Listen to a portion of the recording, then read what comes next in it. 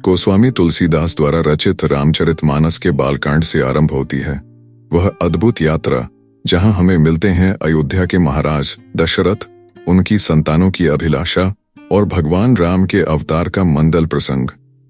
आइए चलते हैं उस स्वर्णिम काल में।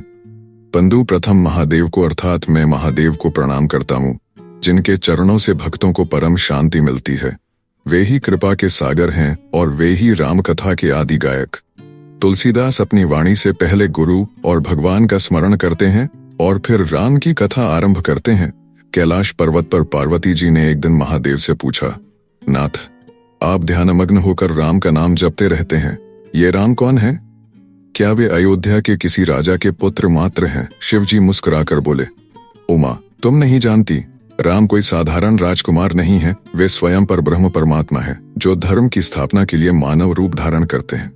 उनकी कथा सुनना ही कलियुग के सभी पापों का नाश कर देता है। उधर लंका में रावण का अत्याचार चरम पर था।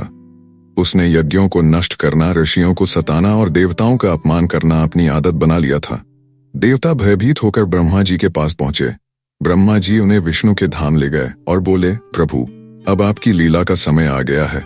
रावण को कोई देवता या दैत्य नहीं मार सकता, उसका अंत केवल आप ही कर सकते हैं।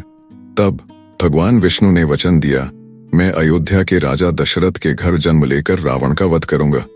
सरयू नदी के तट पर बसी अयोध्या नगरी स्वर्ग से भी सुंदर थी। उसकी गलियां सोने चांदी से मढ़ी हुई थीं। मंदिरों में नित्य संगीत और भक्ति का गान होता था।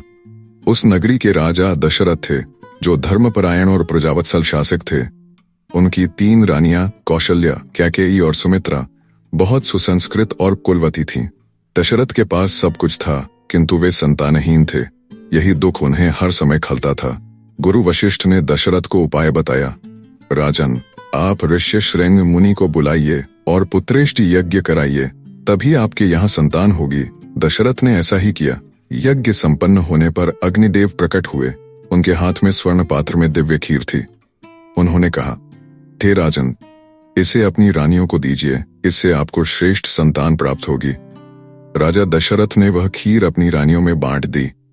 समय आने पर कौशल्या ने भगवान राम को जन्म दिया। कैकेयी ने भरत को और सुमित्रा ने एक साथ लक्ष्मण और शत्रुघ्न को जन्म दिया। चारों पुत्रों के जन्म से अयोध्या में हर्ष छा गया। गली गली, चौक चौराहे, घर आंगन, मंदिर और महल, सब जगह मंगल ध्वनियां गूंजने लगीं। राजा दशरथ ने प्रजाजनों के साथ मिलकर महान उत्सव मनाया। नगरवासियों ने दीप जलाए, भजन गाए और नृत्य किए। माता कौशल्या ने राम को अपनी गोद में लिया तो ऐसा लगता था जैसे स्वयं लक्ष्मी ने अवतरित होकर धरती को सौभाग्य प्रदान किया हो। चारों राजकुमार धीरे धीरे बड़े होने लगे। उनकी बाललीलाएं अयोध्या वासियों के लिए आनंद का स्रोत बन गईं। राम गंभीर और सौम्य थे। उनकी चाल ढाल, वाणी और हाव भाव सब में अद्भुत मर्यादा झलकती थी।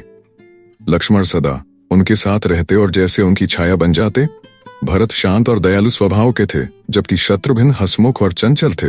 बाल्यकाल में वे जब गलियों में खेलते तो नगरवासी उनका दर्शन करने उमड़ पड़ते।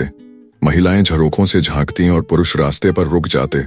वे कहते, हमारे जीवन का सबसे बड़ा सुख यही है कि हम इन चारों राजकुमारों को देख पा रहे हैं। समय बीता और एक दिन अयोध्या के द्वार पर महर्षि विश्वामित्र पहुंचे।